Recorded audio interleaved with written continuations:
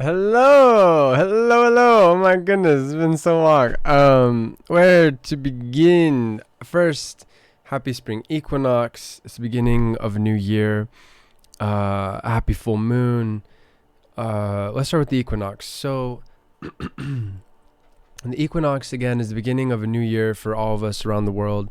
Um, I know it's only spring for those of us in the northern hemisphere, but I think that season is a really good metaphor for what Sun and Aries energy is all about. It's the beginning of new life, new phases, new chapters in our lives, new opportunities, etc.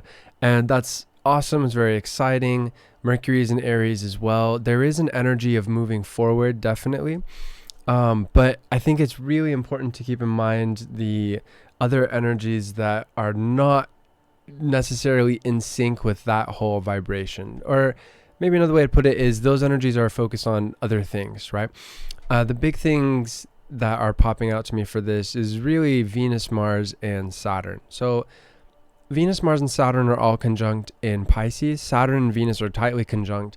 We're moving away from that. Where to begin? First, a lot of people might find finances. They're really looking at their finances and going, okay, I'm losing money. Maybe mysteriously, maybe we're just like making impulse buys. We're losing a lot of money in that way, so we need to tighten that up. A lot of people are experiencing stuff like that. Saturn conjunct Venus. And then in general, a lot of people can be experiencing... before I get into that, so much to talk about. So first, what is Pisces energy, where Venus, Mars, and Saturn are all conjunct? Pisces is the subconscious, and it's also the superconscious, God, our connection to our spiritual higher power, however we describe that higher power. And these things are all unified. We have our conscious mind, right? We have our subconscious, that which is essentially a great way to put it is our emotions. There's the subconscious mind as well, but it's all kind of in the same pool of what we aren't fully conscious of, but is still going on in our minds, in our habits, in our body language, etc. You know, if we're feeling, maybe I'm not aware that I'm doing this body language, but it communicates to other people, and I could become aware that, oh, I'm down, or I'm tired, or but especially like something like this, I'm emotionally down, right?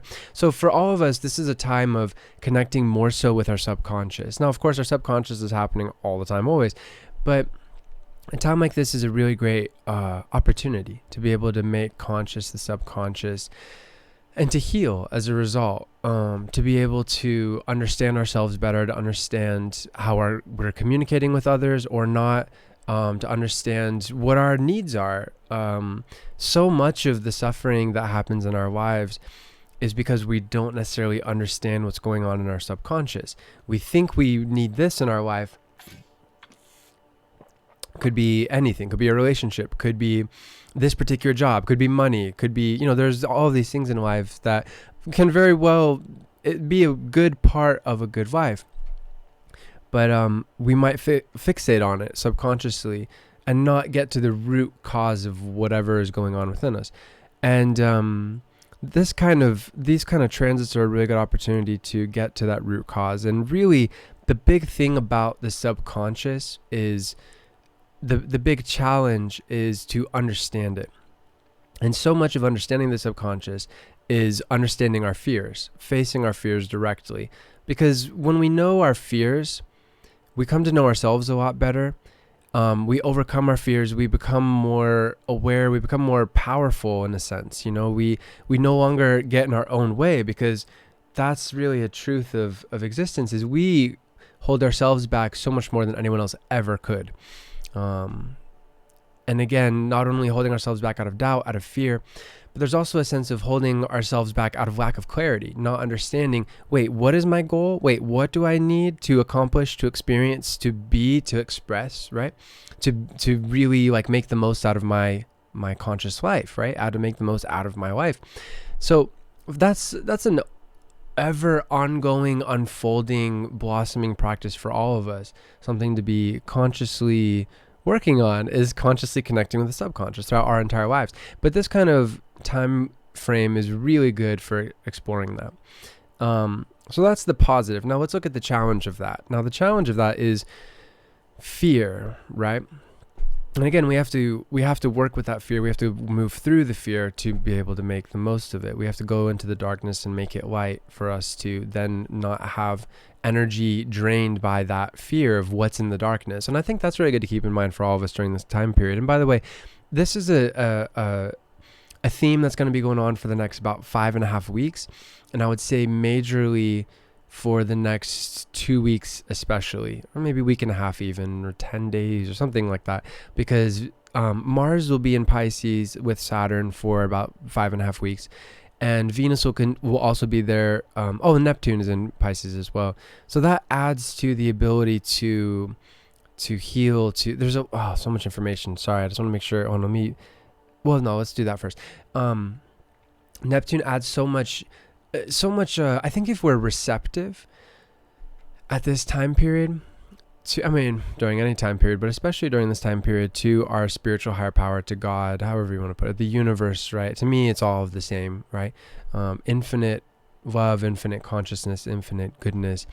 And I think that really fear is just being not consciously aware of that, or not consciously in connection with that, right? Again, so much of fear has to do with what if, especially at this kind of time.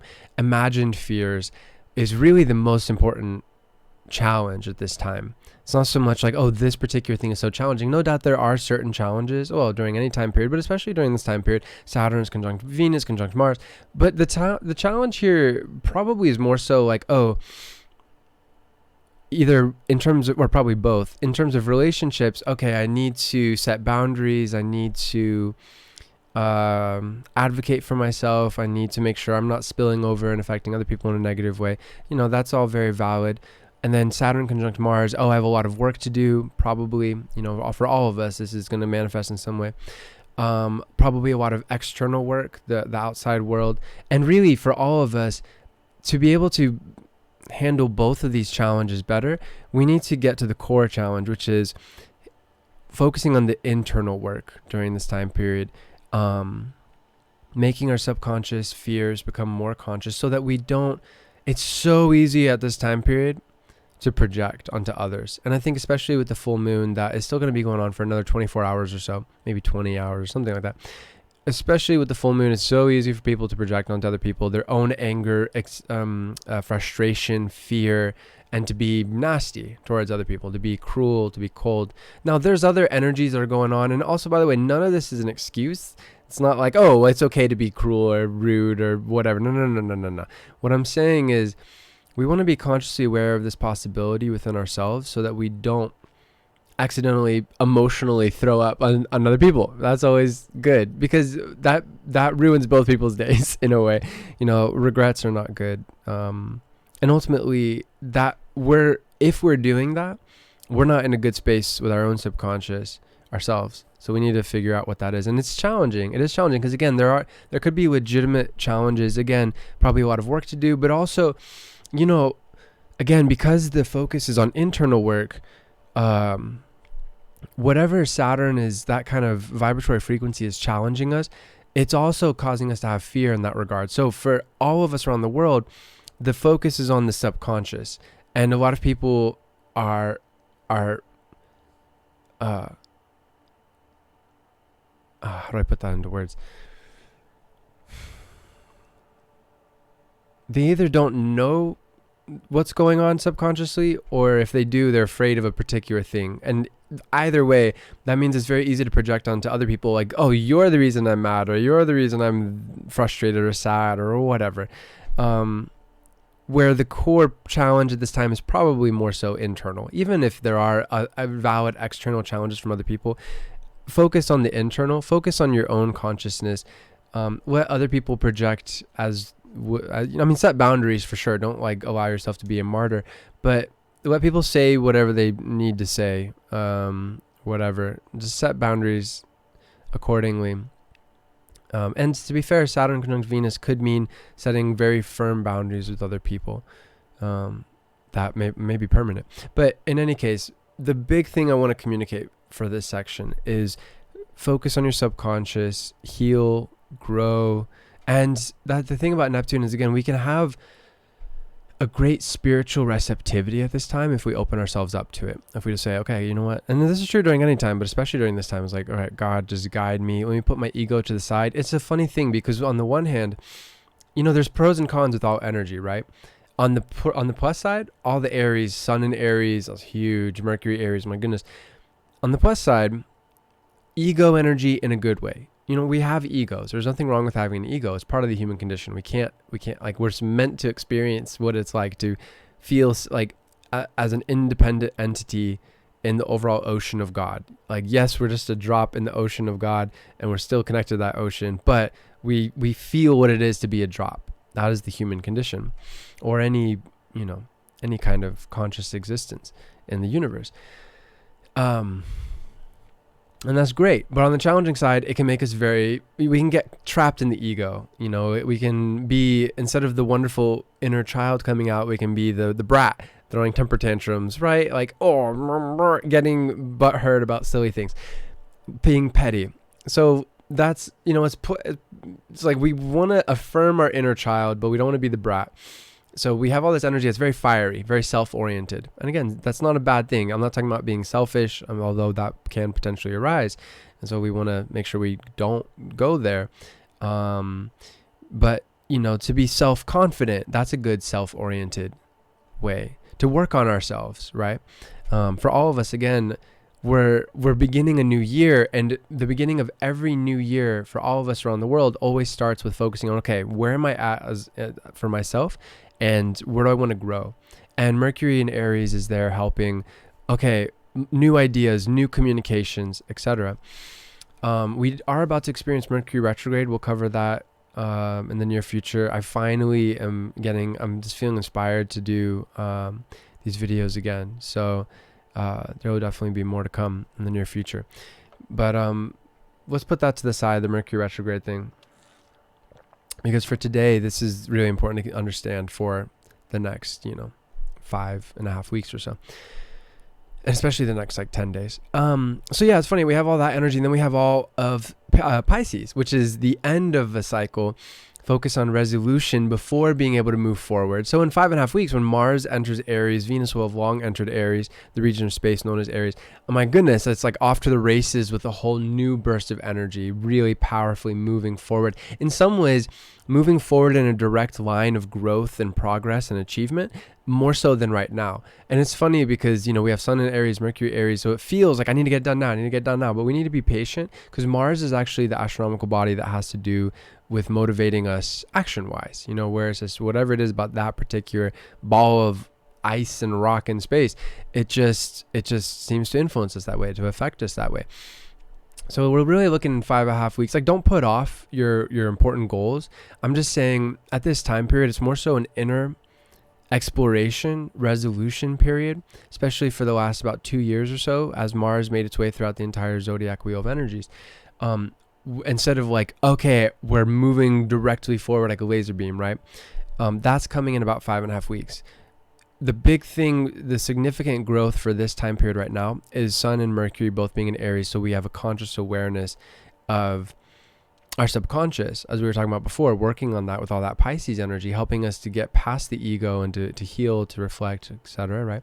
But also have a conscious clarity. All that Aries energy is helping us to have a conscious clarity to, okay, this is what I want to establish. It's all great to have Mars in Aries, right? Transiting Mars in Aries. But if we don't have a clear understanding of what exactly we're trying to accomplish, we're just going to probably get really heated over silly things, maybe have a lot of sex and not really like get to our goal, to accomplish. And, all that stuff is one way to experience it, and to each their own. But it's nice to like have a lot of sex and also like make, progress and stuff. And so that's good to keep in mind for just over, 5.5 weeks. So we're looking at just about over a month from now.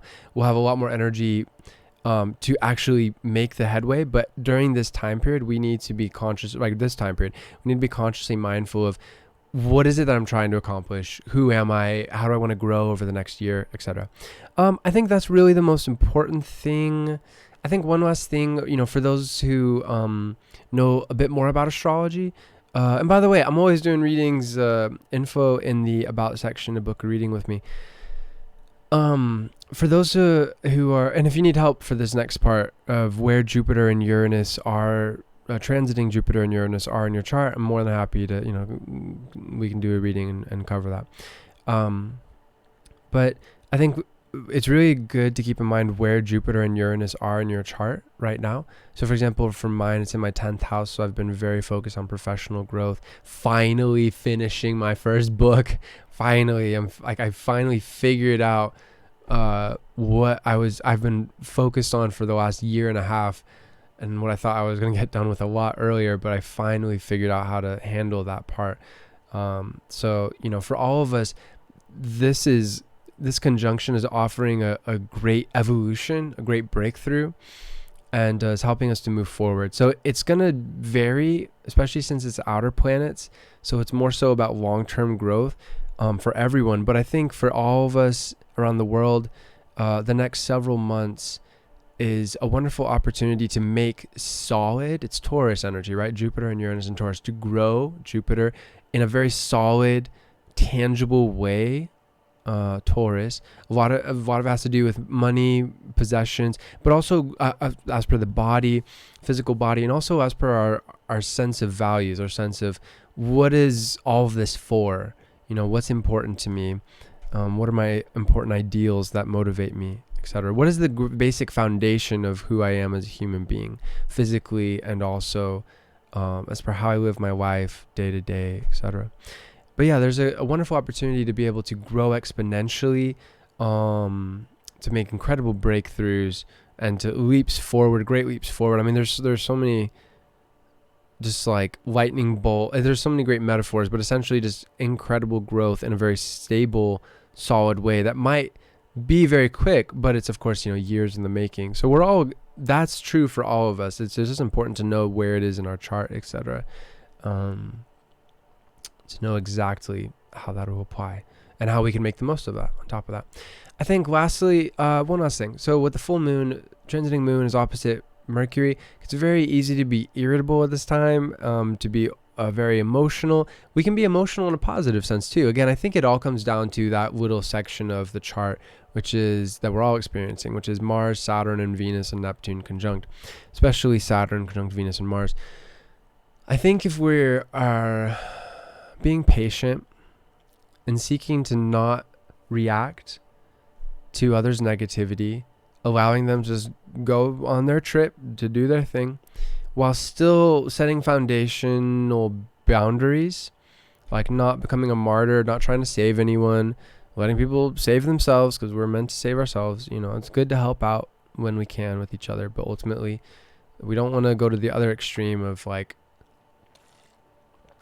trying to save people who aren't even doing the work to save themselves. And by save, I mean like take care of themselves, take care of their challenges in life, to make themselves feel better, etc.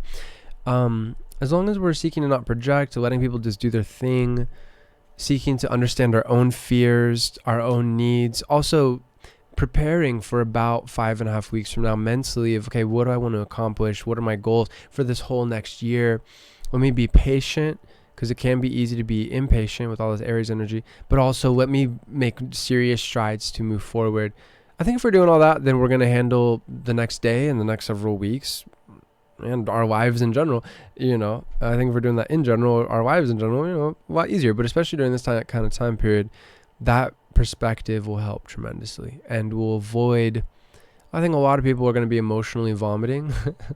Hopefully not. That was a metaphor. That was figurative. Hopefully not literally. But I think a lot of people are just going to be like, "Oh, I'm so sad." I'm not trying to be condescending when I say this. It's just so ridiculous when the subconscious, and we've all done it. We've all been there. But the subconscious challenges are so ridiculous when like you understand them consciously. It's like, oh, this person is doing this to themselves. Oh, it's like, okay. Sometimes we need to just cry and get it out, for sure. Crying is great. It's all good. But there's going to be a lot of people who are just going to be going in circles and being very frustrated with life, when in actuality they're not facing their fears and moving forward. And let those people be. Let them do their thing. You don't have to be around them. Set your boundaries with them as need be. And I think besides that, you'll have a great time, and you'll be able to continue to make strides and heal emotionally, and get all this worked out. The mind, the heart, the body, unite all of these to then connect with your subconscious, to connect with God. And I mean, what more could we ask for in life? What more do we need? We'll flow, and we'll get a tremendous amount done, actually. So again, it's a tricky thing. Don't focus too much on the external world of what you have to get done. That'll come naturally as the focus of the internal world of your emotions and your subconscious and your mind and whatnot. All of that unites. All the outer stuff will work itself out. So don't let fear get you down. Don't let it make you feel like you're caught in a swamp. And the way to do that, the way to not let fear get you down, is to understand the fear and to keep moving forward in spite of the fear. And to be able to verbalize and talk about it with other people, because we're all going to be experiencing this in some way. How consciously aware we may be of it or not, that's another thing. I think another thing is a lot of people are going to be relapsing during this kind of time period if they're not consciously aware of these vibes and what needs to be done.